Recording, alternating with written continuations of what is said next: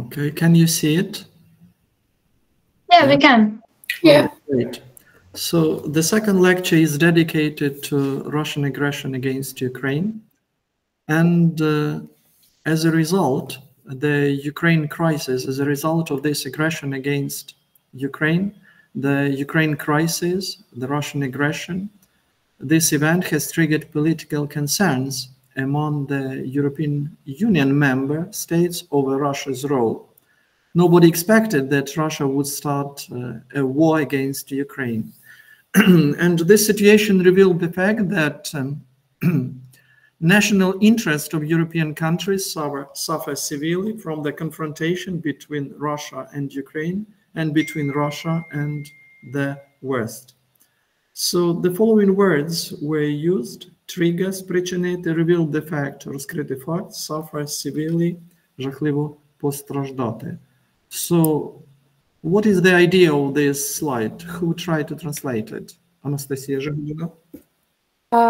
Криза в Україні викликала політичне занепокоєння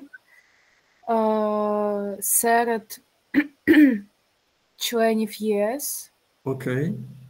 щодо ролі Росії У цьому конфлікті або в цій війні. All right, thank you. Ірина Дубич.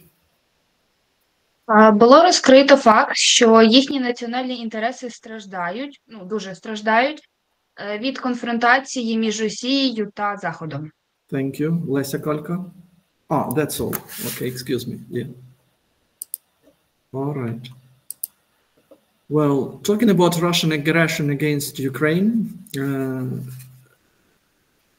along with the aggression and the war waged by Russia, this situation also has raised concerns in the West, especially among Russia's neighbors, the countries that are located close to Russia, that Moscow is pursuing a revisionist policy that seeks to revise the post-Cold War European order. And this has moved Russia's neighbors, which have recently become members of the EU and NATO, to seek credible reassurances from the alliance. Because the countries, the neighboring countries, worried that they could be next after Ukraine. If Ukraine falls, then Poland, the Baltic countries, Finland, Sweden and other countries can be occupied by Russia.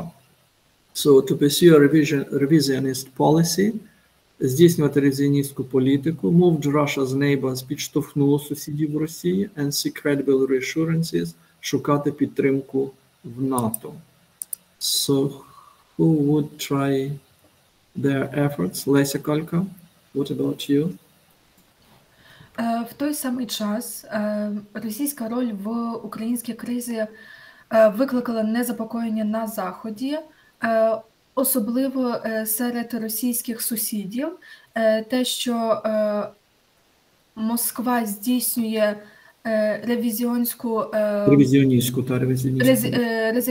ревізіоністську політику, що яка полягає в тому, що Москва для того, аби знову створити переглянути світовий європейський порядок до холодної війни. Після холодної війни. Thank you. Дар'я Демчук. Це якби спонукнуло сусідів Росії, які нещодавно стали учасниками членами Європейського Союзу і НАТО, шукати підтримку в НАТО. Okay, thank you. Let's go ahead. So, European countries were interested in clarifying numerous issues related to war. So, the OSCE monitors,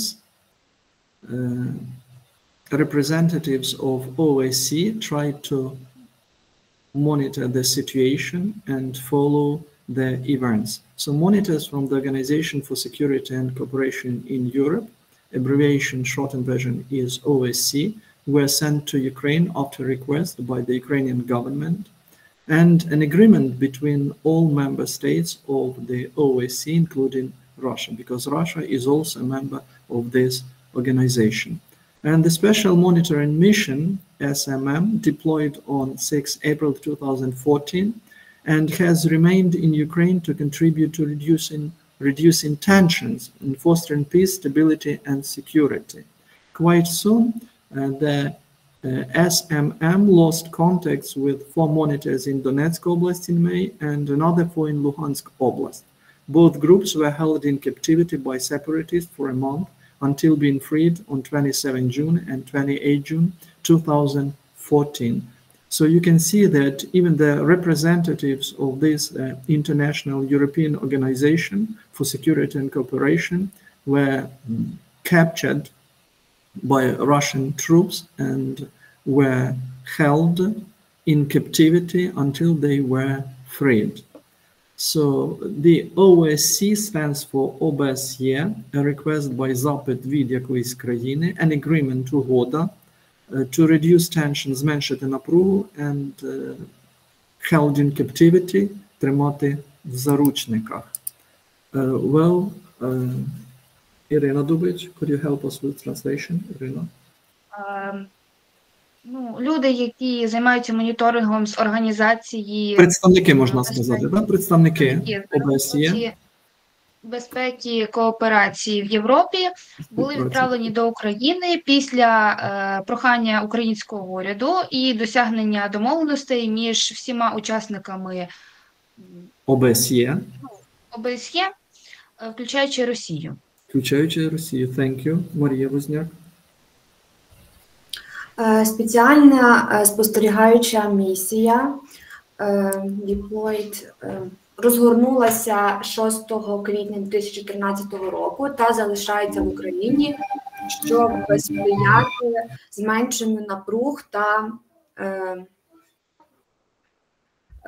поширювати як мир, спокій, стабільність та безпеку. All right, thank you. Well, Леся Колька. Доволі швидко СММ втратив контакт з 4 моніторингова група, можна сказати, моніторингова група з 4 моніторинговими групами в Донецькій області в травні і ще 4 в Луганській області. Окей, thank you. Оля Поліщук. Обидві групи тримали в заручниках з сепаратистами місяцями, допоки їх не звільнили 27 червня і 28 червня 2014 року. Окей, thank you. Well, so what about the conflict or continuation of this conflict after 2014? So after the Minsk agreements, probably you've heard about the agreements between Ukraine and Russia concerning Russian aggression, and the negotiations were named Minsk Agreements 2014. They were settled into static trench warfare and few changes in territorial control. And the conflict was marked by artillery duels, special forces operations, and trench warfare. The relatively static conflict was labeled as a frozen conflict, but the fighting never stopped. So between 2014 and 2022, there were 29 ceasefires. However, none of them lasted more than 2 weeks. US and international officials continued to report the active presence of Russian military in eastern Ukraine. The Minsk Agreements stands for Мінські угоди, trench warfare, окопна війна, ceasefires, припинення вогню, artillery duels, артилерійські дуелі, special forces operations, операції спеціальних сил, and so on. Frozen conflict, заморожений конфлікт. Well, Daria Demchuk will help us with translation. Після Мінської угоди, Мінських угод, це множина буде, вони використовують. Мінських угод, війна переросла в статичну окопну війну з декількома змінами в територіальному контролі. Ага, окей, thank you. Ірина Дубич. В конфлікті відбувались лише артилерійські дуелі, спеціальні силові операції і окопна Операції війна. спеціальних сил, так? І окопна війна. Thank you. Well, Христина Михайлова. Статичний конфлікт називали замороженим, але бойові дії, вони не припинялися. Не припинялися. Thank you. Оля Поліщук. Між 2014 і 2022 роками було 29 боїв. Фаз припинення вогню. Ceasefire – це припинення вогню. Проте жоден з них не тривав більше, ніж 2 тижні. Окей, thank you. Діана Гончар. Американські та міжнародні офіційні джерела продовжували повідомляти про присутність російських військ на сході України. Сході України. Окей, thank you. Well, so despite Russian Federation aggression, the Council of Europe hesitated to exclude Russia after its annexation of Crimea and its acquiescence to Russia's return to the Parliamentary Assembly in 2019, or the OSCE's inability to either prevent the closing of the missions in Georgia in 2008 and Ukraine in 2022. There are just a few examples when fundamental principles were sacrificed for the sake of political interests. The Council, some new word combinations and names of organizations are used, such as acquiescence, мовчазна згода. The Council of Europe, Рада Європи, sacrificed for the sake, пожертвувати чимось заради чогось. Parliamentary Assembly, парламентська асамблея, OSCE, ОБСЄ, Georgia, Грузія, and that's probably all. Well, who would help us? Леся Камка, Леся Велика. Незважаючи на агресію Російської Федерації, Рада Європи вагалася виключити Росію після анексування Криму,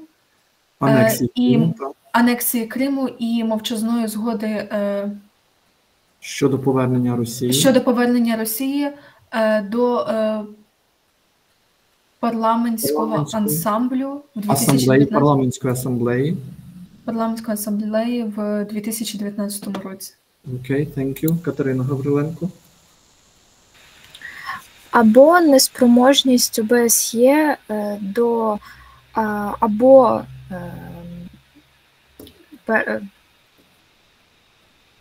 також спостерігалася, можна сказати, також спостерігалася неспроможність ОБСЄ. Неспроможність ОБСЄ запобігти закриття місій в Грузії у 2008 році та Україні у 2022 році. Окей, thank you. Анастасія Жигуліна.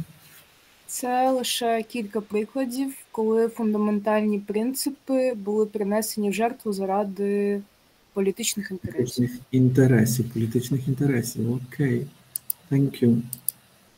Well, talking about full-scale Russian invasion of Ukraine, scholars identify several periods. So right now we are talking about the very beginning of the Russian full-scale war. The Russian invasion of Ukraine began on the 24th of February, when Putin announced a special military operation to demilitarize and denazify Ukraine. Minutes later, missiles and airstrikes hit across Ukraine, including Kyiv, followed by a large ground invasion along multiple fronts. President Zelensky, president of Ukraine, declared martial law and general mobilization of all male Ukrainian citizens between 18 and 60. And Russian attacks were initially launched towards Kiev, Kharkiv, from Crimea and from Luhansk and Donetsk. Amidst heavy losses and strong Ukrainian resistance surrounding Kiev, Russia's advance stalled in March 2022, and by April, its troops retreated. So the following word combinations have been used: martial law, воєнний стан. Amidst heavy losses серед великих втрат, Russia's advance, російський наступ, retreat, відступ. Okay, well, so Богдана, could you help us with translation, please? Yes. Російське вторгнення в Україну почалося 24 лютого, коли Путін заявив про спеціальну військову операцію для демілітаризації та денацифікації України. Okay, thank you. Дар'я Демчук. Пізніше ракети і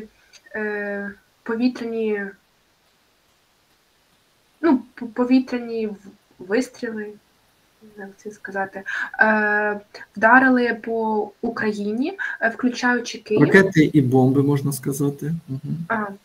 Включаючи Київ. І далі були великі земельні вибухи. Захоплення територій, велике захоплення територій через через багато фронтів. З різних сторін мається на увазі. З різних сторін. І все. And the full stop. Thank you, Дар'я. Окей, Єлизавета Костюченко. Зеленський оголосив воєнний стан і загальну мобілізацію всіх чоловіків віком від 18 до 60 років. Thank you. Андрій Форощук. Російські атаки були цілеспрямовано запущені в сторону Києва, Харкова, з Криму, Луганську та Донецьку. Окей, thank you. Леся Калька. Серед великих втрат і сильно української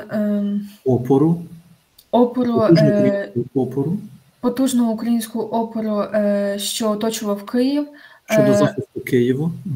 Так, російський наступ було призупинено в квітні 22 року, в березні 22 року, і до квітня всі групи відступили. Російські війська відступили. відступили. Okay, and now let's have a pause. Why? Because I'm sure 100% that you do remember the first hours and the first days of the full-scaled war against Ukraine. So I'll give you a minute. Try to recall those days and share how you felt and where you were staying at that period of time. Your first impressions of the war. Well, Anna Yarmolka. In the first day, I remember that my mom can't calm down. So my younger she was brother nervous, right? She was nervous. She worried a lot, right? Yeah, she nervous, and my brothers youngest are worried a lot. And only me and my father stay calm, and maybe it was something that help us don't go away. Panic. Okay, not to panic and don't go away for abroad.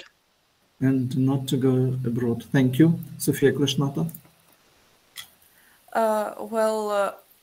I'm from Khmelnytsky region, Starokostyantyniv, so I woke up to the sounds of explosions, and I recall not fully processing what even was happening. I heard my mother fussing in the whole room. I heard her saying that my father called his plane mechanic, so he was in the epicenter of the explosions, and I remember being extremely worried and also in this kind of shocked state of being in autopilot and not even knowing how my life will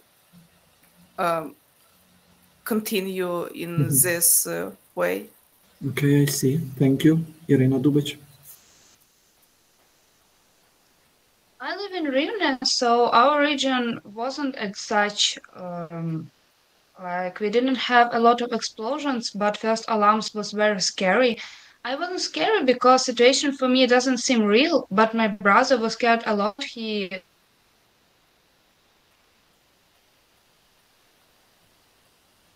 was 10, I think, and he was just shaking when he heard the alarm. And first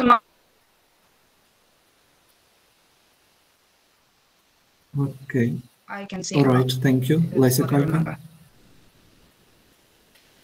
Well, the first couple of hours after my mother woke me up and said that the war had started, it was kind of a blur because I thought it couldn't happen, and it was actually it was really scary because I'm from Rivne region too, but we didn't know what would happen next.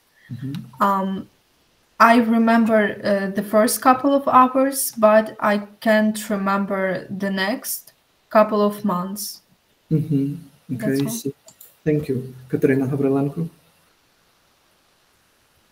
Well, I'm from Lutsk, and on the first day of war, I heard the explosions because Lutsk was attacked that day.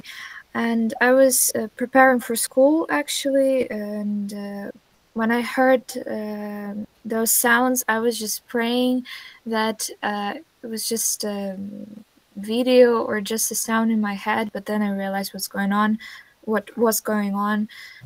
We had a preparation for those kind of conditions at school, at work. So I felt like something like that was going to happen, and we had our things prepared. The only thing we had to do was just to come down and stay focused on our mission to be safe. And I remember my mom, she, as every Ukrainian, I believe, went to take money, like physical money, and food, water, and all of that stuff, supplies. And I didn't go out of my apartment for a really, really long time after the explosions. I see. Thank you. Karina Lyash.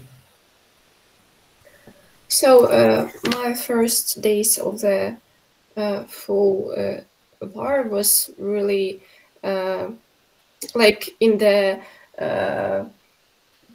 not real because I didn't believe that it can happen because although my father is a civil servant and he versed in the politics and he understood that it can happen, and he prepared us with mom that it can be, but it also was like not real for me. I didn't realize that it can be, and I was scared. And then I'm from Vinnytsia region, and we were in the I can see that it was calm region on that time, and friends from Borispil came to us in the first day of war, and they started talking that what happening in the Kiev, near Kiev, and I was too scared a lot after that. Okay, I see. Thank you. Well, Anastasia Zhigulina. I'm from Odessa, and the first days of the war were the most terrible for me, actually. My parents didn't know what to do, neither do I. We started reading all the news, and we started preparing all the clothes, and like we were really scared, and I've heard all the explosions, and we didn't know what to do. Okay, I see. Thank you, Anastasia. Well, Yaroslav Buchak. I am from Chernihiv region, so I remember first 2 days, and I remember that I woke up because of my mother, who woke me up with words like, "You will probably not go to school today, and maybe a few months too." And I was really happy first, but then she said like, war in Russia came to us, and I remember that like maybe a few days before Russia started this war, many people in my our teachers also said that maybe like Russia will start the war soon, and it wasn't expected, I guess, but it was scary. And I remember that like maybe 2 days later, Russia came to our city, to our town, and it was really scary because they were on my street, and this was many tanks and other stuff. It was very scary, but I don't know. I can say that it was very scary because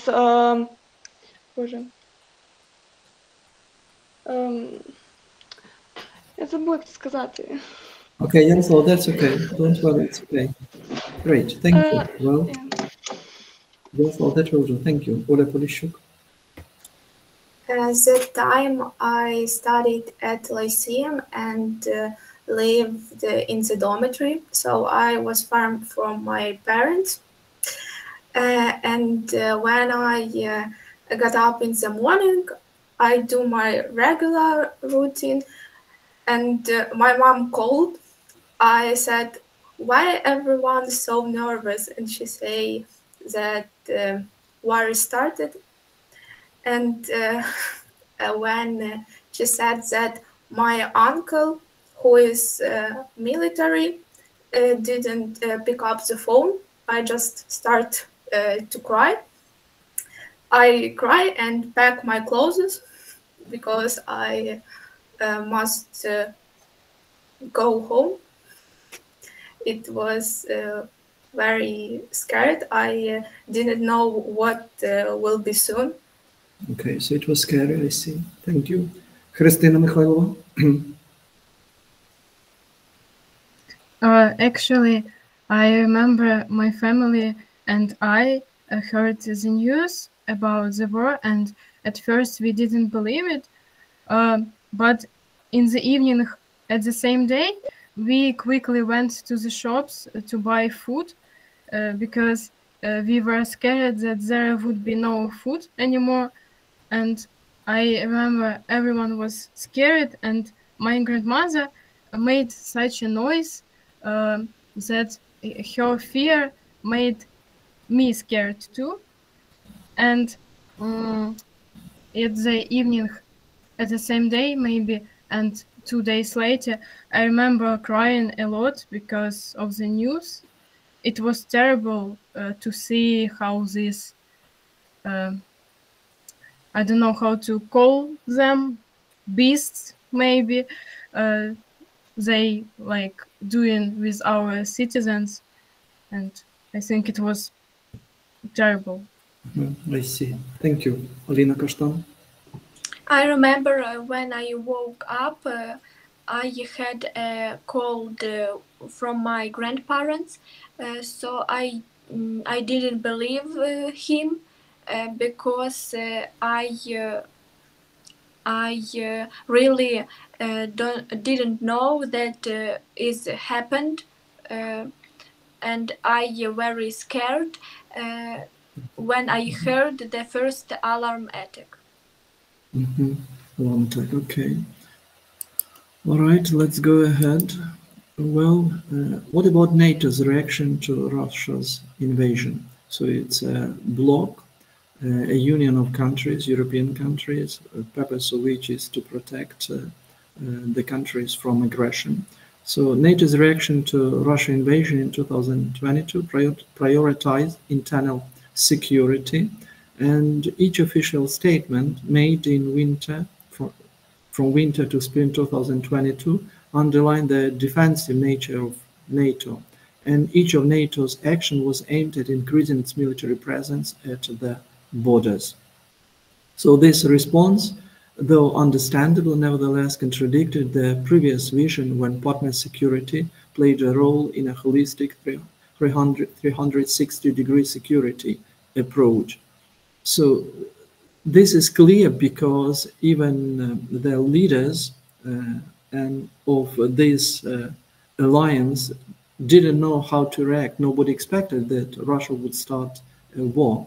So the new NATO strategic concept presented in June 2022 did not provide adequate answers, but only repeated the previous reference to NATO's cooperation with partners in different spheres, including countering hybrid threats and the need to support partners in being more secure and resilient. So before 2022, there was one concept, one perception of threats and dangers. But after the full-scale war initiated by Russian Federation, NATO also had to react, and they composed a new strategic concept. But still, even the new concept was adopted, there were not significant changes different from previous concept. So how would you translate this piece of information about NATO's reaction? Ірина Дубич? Реакція НАТО на російське вторгнення в 2022 році ставила в пріоритет міжнаціональну безпеку. Внутрішню, internal security. Внутрішню безпеку. Thank you. Марія Возняк. Кожна офіційна промова взимку весною 2022 року підкреслювала оборончу натуру НАТО та оборонну природу, так? Природу НАТО. Також кожна дія НАТО була спрямована на збільшення його військової присутності на кордонах. На кордонах. Окей, thank you. Леся Калька. Ця відповідь, хоча і зрозуміла з одного боку, і зрозуміла, але все-таки суперечила попередньому баченню, коли безпека партнерів грала вагому роль в цілісному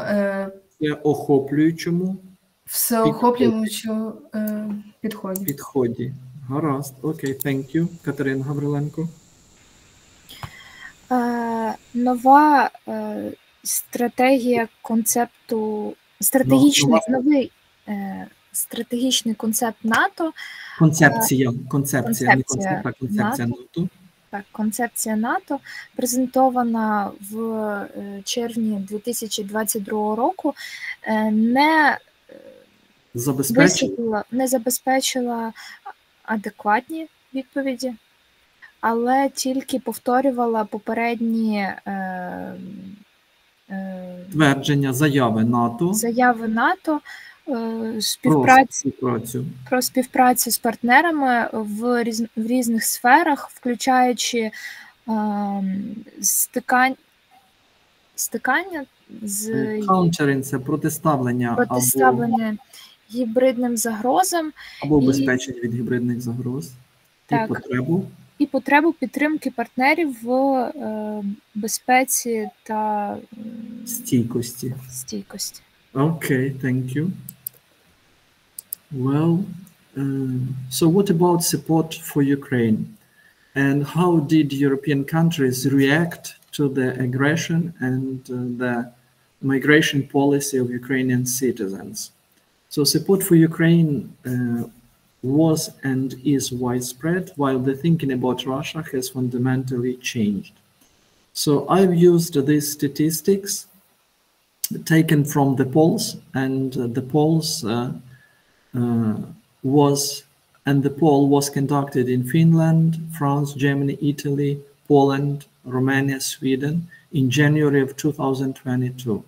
By attacking Ukraine, President Vladimir Putin punctuated the equilibrium of European politics. The consequences of Putin's war are being felt first and foremost by Ukrainians. So Ukrainians were the first who felt the consequences, because our country and our people suffered significantly from this aggression. Thousands of people have been killed, millions have been displaced, and many have found refuge in neighboring countries. In Russia, critics of the war face a degree of repression not seen in decades.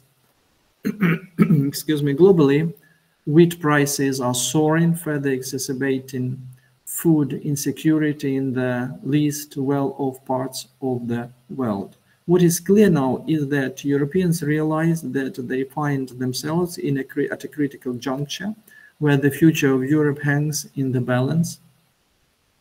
So you can see that Europeans assessed the refugees, assessed the position and the place of refugees from Ukraine. So 46% of Europeans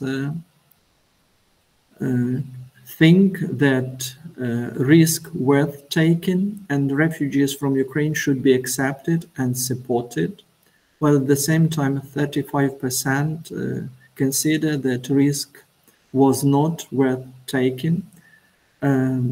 Higher energy prices, so as a result of this aggression, the prices soared, energy prices soared, but still Europeans think that risk worth taking, despite the fact that the prices were growing.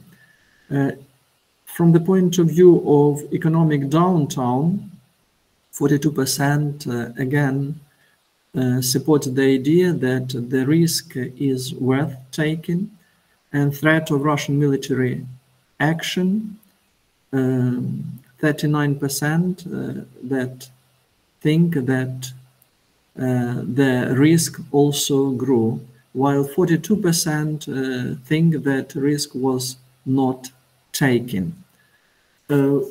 Well, a willingness to come to Ukraine's aid. So what was the reaction of Europeans regarding Ukrainians? So Europeans expressed their willingness to take a number of different risks to come to Ukraine's aid in the case of Russian attack.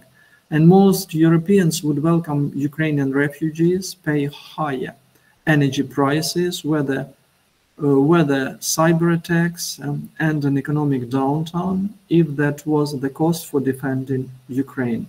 For instance, Polish respondents showed the highest support for Ukrainians, French respondents the lowest risk tolerance.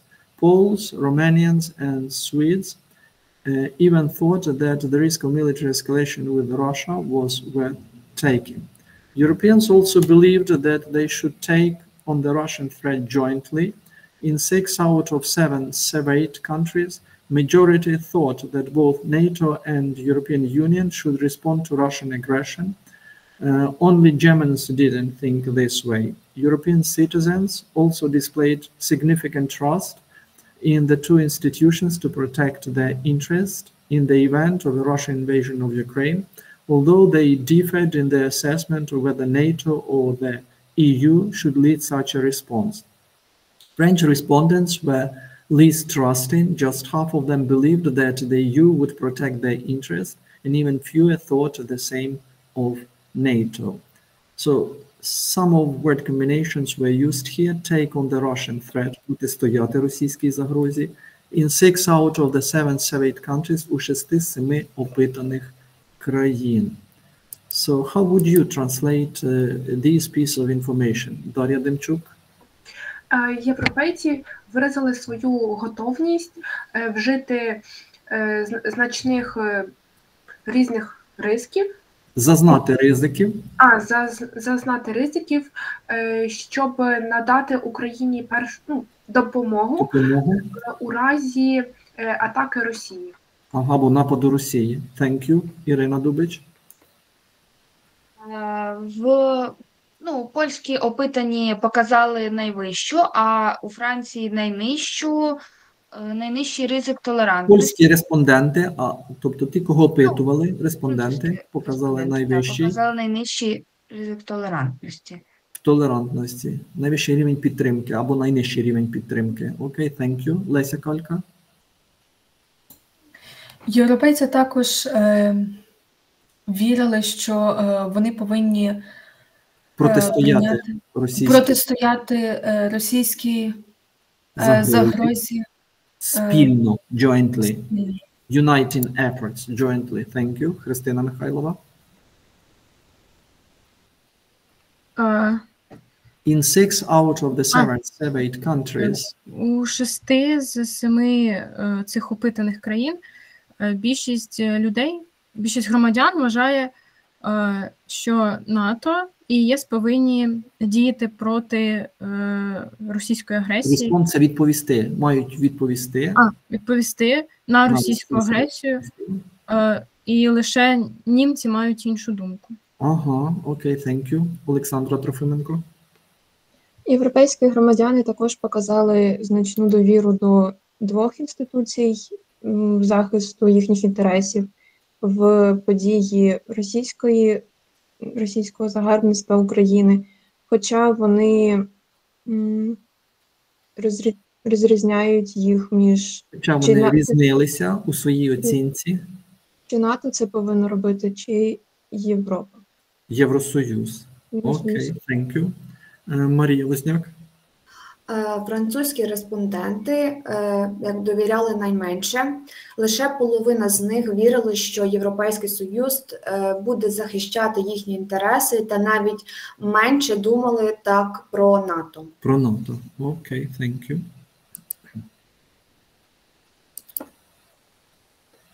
Well,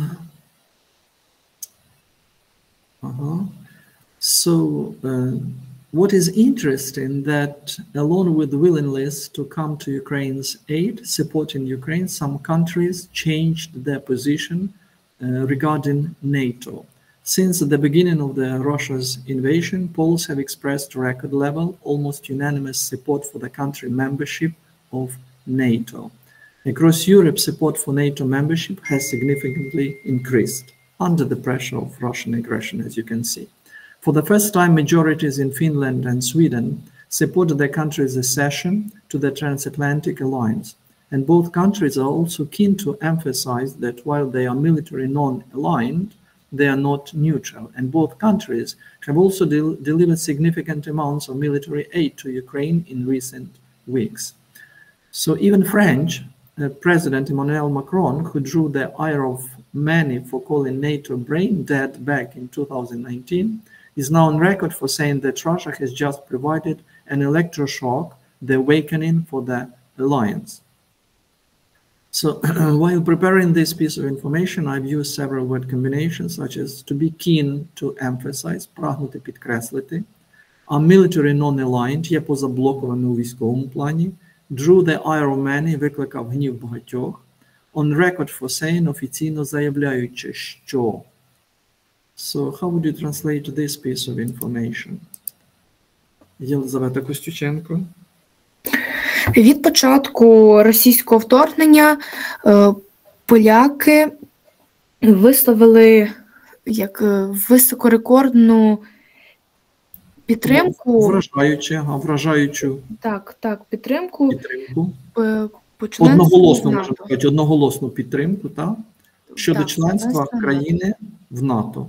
Thank you. Леся Калька.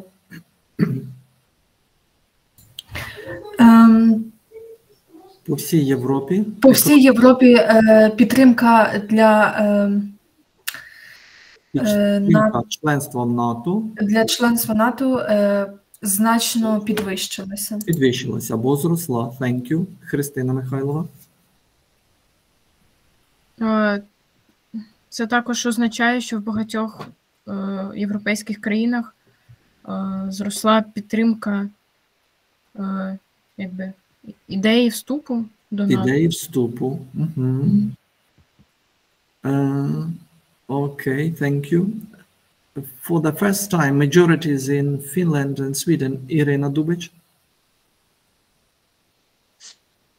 Вперше більшість у Фінляндії та Швеції підтримують вхід цих двох країн до трансатлантичного альянсу, тобто НАТО, так його називають. Thank you.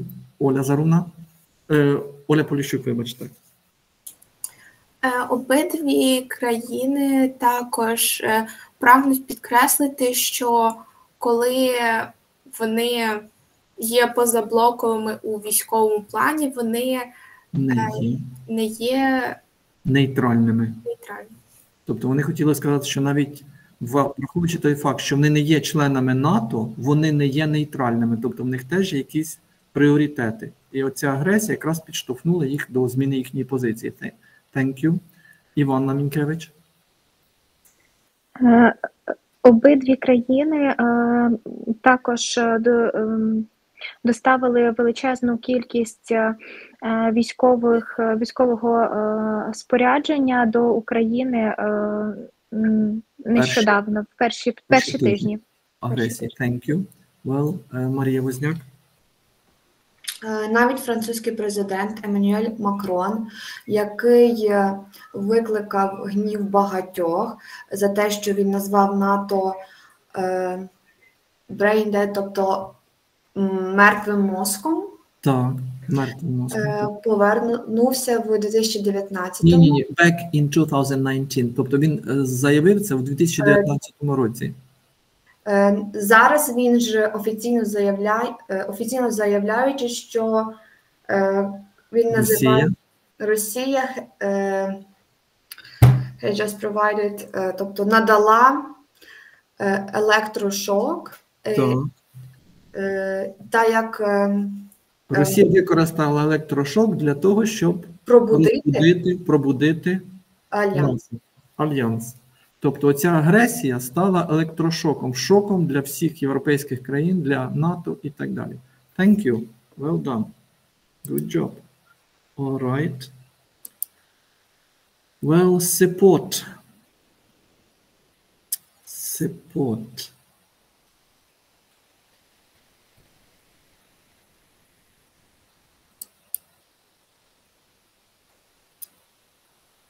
Okay, so we were talking about Finland and Sweden, that they stated that even not being members of NATO, they are not neutral. And this slide demonstrates how their position changed. So the second issue, which was discussed by many European countries, was the change in NATO of neutrality. And the last few months have already demonstrated a shift, changing of positions, not only with Sweden and Finland applying for NATO membership, but also with Switzerland joining sanctions against Russia. Because, as you know, Switzerland has been neutral for a long period of time and never interfered into a conflict, never provided sanctions. But even in this case, Switzerland also changed its position. So the latter action has been described as a unique step by the Swiss president. For a decade, for 10 years, many skeptics were talking about the Finlandization of Ukraine, in which adopting a Finland-type neutral status for the country would secure it from possible Russian actions and satisfy Moscow's ambitions. While in 2022, however, we are already talking about Ukrainization of Finland, in which previously neutral countries adopted a changed understanding of threats and a great appreciation of alliances, especially the benefits of NATO collective defense. So I haven't selected any word combinations because I will help you if you have a kind of a problem, all right? So Anna Yarmolka, how would you start up translating this piece of information? Друге питання – змінна природа нейтралітету. Останні кілька місяців уже продемонстрували зміни. Не лише Швейцарія та Фінляндія. Sweden. Швеція та Фінляндія подали заявки у членство в НАТО, а й Швейцарія приєдналася до санкцій проти Росії. Остання дія була описана як унікальний крок президента Швейцарії. Швейцарії, thank you, Anna. Okay, well, Богдана Тернавська. Протягом десятиліть багато скептиків говорили про Фінляндизацію України. фінляндизацію України, в якому вони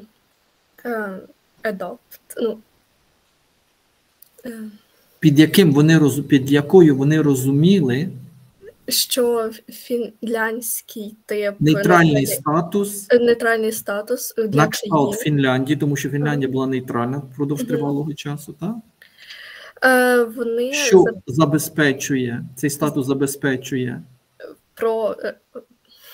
проти або надає можливості безпеку, російської- гарантує безпеку проти від можливої російської агресії агресії і забезпечує і московські задовольняє московські амбіції. Тобто Фінляндія, вона межує з Росією, і водночас вона була нейтральною країною, тому що ви знаєте, що в свій час, у 40-х роках, Росія атакувала Фінляндію, і це була зимова війна, яку її називали. І Фінляндія вийшла все-таки, захистила свої кордони, і Радянський Союз, в той час це була не Росія, Радянський Союз, змушений був відступити. Окей, thank you. Well, who is next one? I cannot see the list. Anna, may I ask you to down your hand? Okay, well, thank you. Юлія, Ірина Дубич. У 2022 році, попри це, ми вже говоримо про українізацію Фінляндії. Хоча раніше нейтральна країна змінила своє ставлення до загрози і до почала вище цінувати союзи альянс. або альянси. Особливо переваги, які надає НАТО, зокрема колективну безпеку. Щодо колективної безпеки. Thank you. Okay. Well,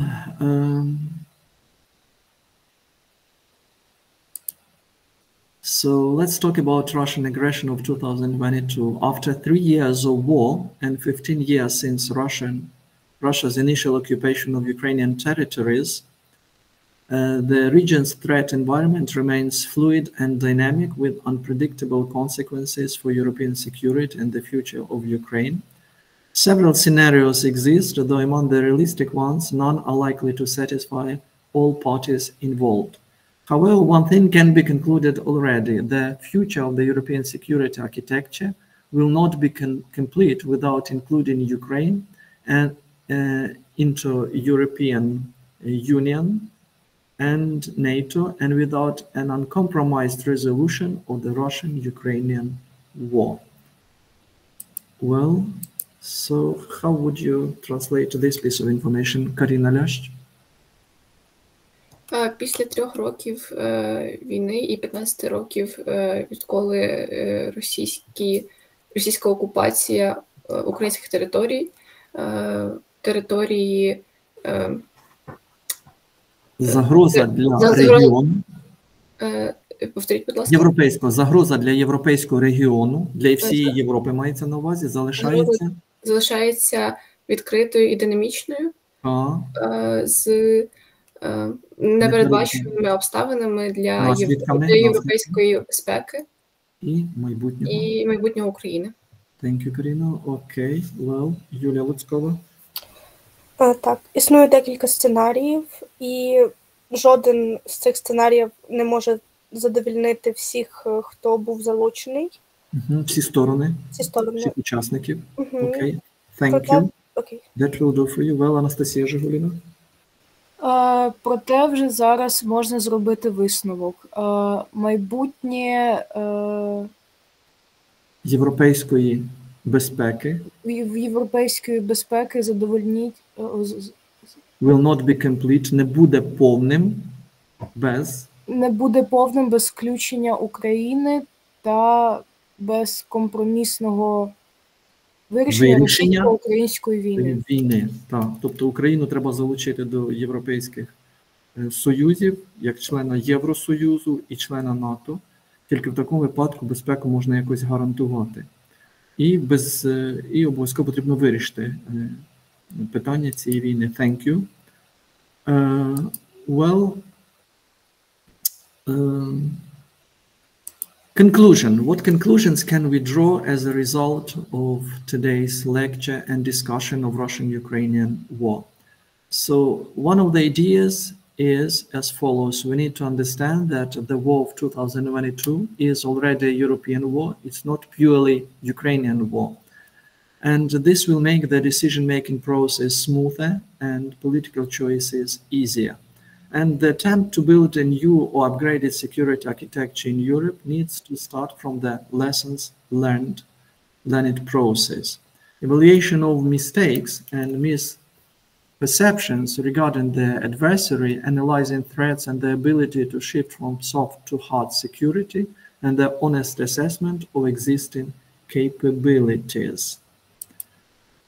Well, how would you translate these conclusions, Anna Вознюк? Нам потрібно розуміти, що війна 2022-го – це уже європейська війна, не лише російсько-українська. Okay, thank you. Well, Каріна Льощ. Спроба побудувати... Це буде мати досягнення, це буде мати вирішення процесу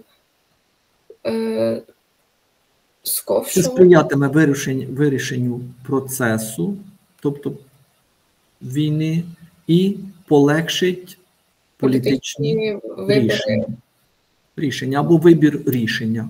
Політичний вибір рішення. Thank you. Марина Ковенько. Так, спроба побудувати нову і оновлену архітектуру безпеки Європи.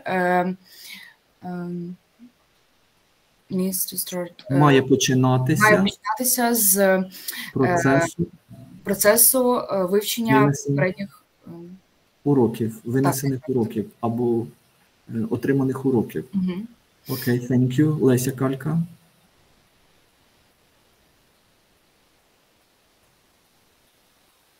Леся Калька. Оцінка помилок і хибних уявлень стосовно суперника. Аналізу загрози і їх здатності змінюватися з легкої до важкої. Із простих до складних, так? Із простих до складних охорони і чесна оцінка існуючих можливостей також допоможе вирішити ситуацію. Окей, thank you. Well, right now we can discuss this lecture and the issues that we were talking about, including translation. So I'll give you a few seconds just to process this information and express your point of view. Okay, you're ready. Karina, so what would you say about to conclude, I would like to say that it was really interesting lectures, and what was really essential for me as a linguist, I find out new word list. Yes, and I can say that it was new topics for me. I'm really into this topic. I think all of us into this topic now, not in these days, but I find out something new, something deeper in this topic. And for example, about strategy in Malaysia, I knew about it, but now I know more about it. Okay, I see. Okay, thank you. Lesa Kalka. Well, in summarize, it was really nice to try to translate not so well-known words for you in real time, but I did really enjoyed it because it's a really good practice. for me, it was really fun and it was fulfilling. And I really enjoyed that I took this course. Okay, thank you. Katarina Gavrilenko. When we talk about this war, we have to be sure that we say facts and not just simple ideas.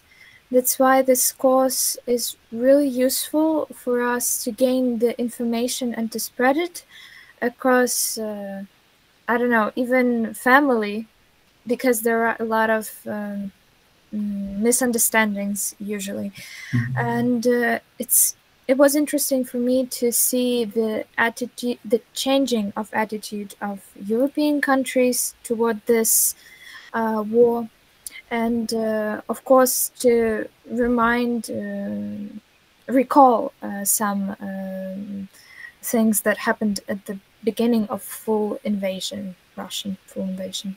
Thank you. Богдана Терновська. We focused on that Russia pursue a revisionist policy, and it doesn't have any human approaches, not to any country, and we should know more about this. And I'm really happy that I have a possibility to get more knowledge about it. Okay, thank you. Irina Dubic.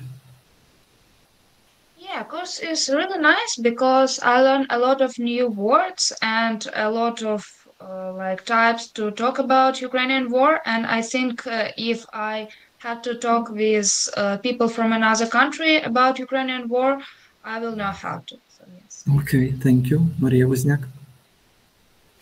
The lecturer presented facts and figures how different international organizations help and support Ukraine, and how European residents have changed their mind about Ukraine. I believe now our country for them is not only post-Soviet country, but also we are a nation that can find for our values. Thank you. Sofia Klashnata. For humanitarians such as ourselves, the words are our weapons, so it is crucial that we know our vocabulary to talk about our nation's struggles and our fight for independence and for freedom, not only of Ukraine, but also the world itself. And I believe that this course will help us in our cybernetic side of the war, so we can convince people of the fact that we are on the right side of this war. Okay, thank you. Daria Demchuk. To sum up, we should take into the account our mistakes of previous presidents, and maybe measures that are taken into our war. Moreover, we should be aware of what is happening in our country, and so that we should expand our horizons. Okay, thank you. Diana Honchar. To summarize, the lecture was informative. For me, the news about shutting down the plane of the Malaysian Airlines was like completely new. In general, the lectures was focused on the Russian invasion of Ukraine, like the background, causes, and the reactions of our neighbors.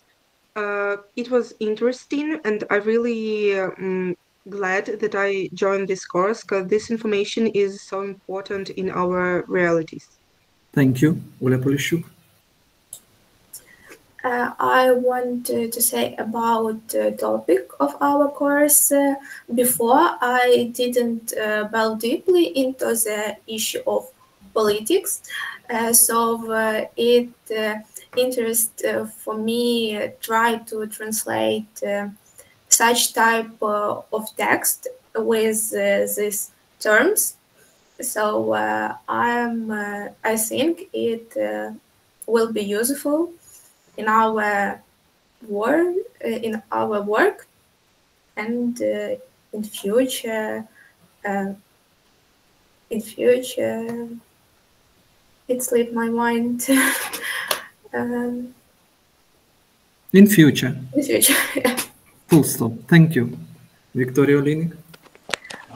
In conclusion, I can say that we must show people what's happening in Ukraine, because